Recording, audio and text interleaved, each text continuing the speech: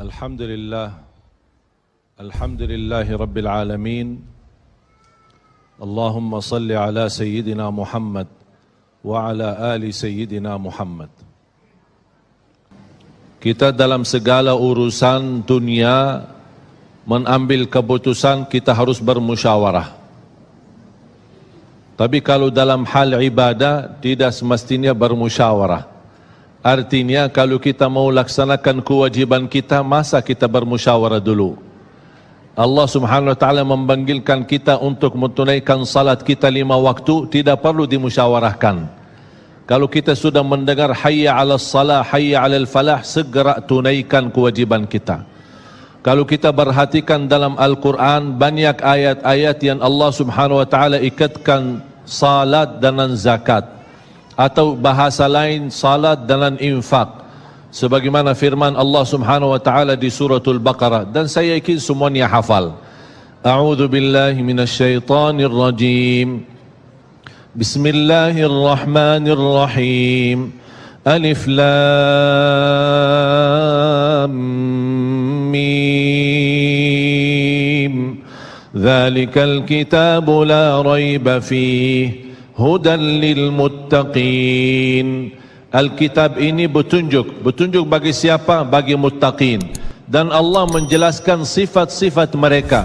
Kalau kita ingin meniru mereka, ingin bergabung bersama mereka, ingin menjadi seperti mereka, ikutilah penjelasan Al-Quran. Siapa sih al-muttaqin ini?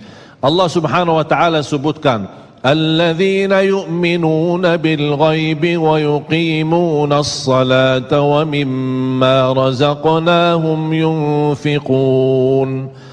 Mereka adalah yang beriman tentang gaib.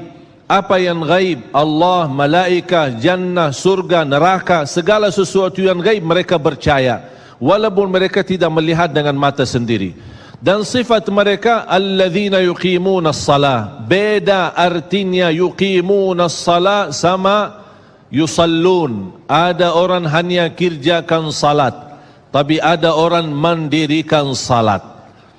Ada 2 orang salat di saf pertama, sama-sama ruku', sama-sama sujud, sama-sama membaca Al-Quran, tetapi satu diterima oleh Allah, satu tidak diterima oleh Allah. Apa persoalannya? Karena satu menghadap Allah dengan hatinya, dan satu hanya menghadap Allah dengan fisik badannya.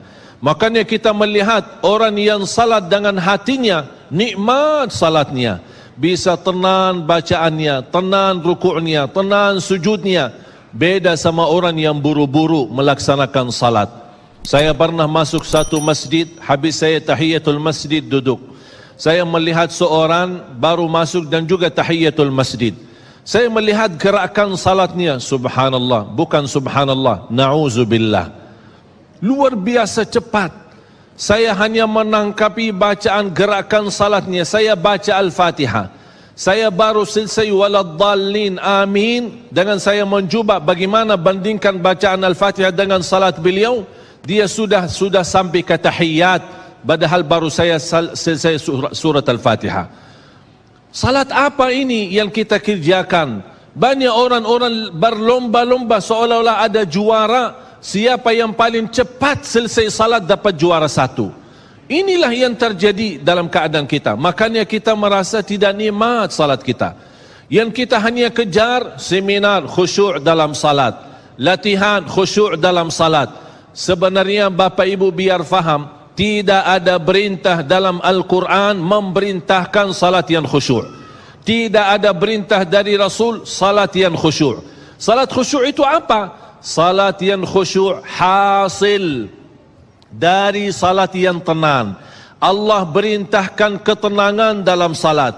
Ar-Rasul SAW memerintahkan ketenangan dalam salat. Kalau sifat khusyuk adalah sifat orang mukmin yang melaksanakan salat tumaknina. Qad aflahal mu'minun alladzina hum fi salatihim khashi'un. Ketika ada seorang datang ke masjid di zaman Rasulullah sallallahu alaihi wasallam, masuk masjid tahiyatul masjid, selesai salat dia datang kepada Rasul mau salaman, Rasul tidak menjawab. Bahkan Rasul berkata, salli fa innaka lam tusalli, salatlah karena kamu belum salat.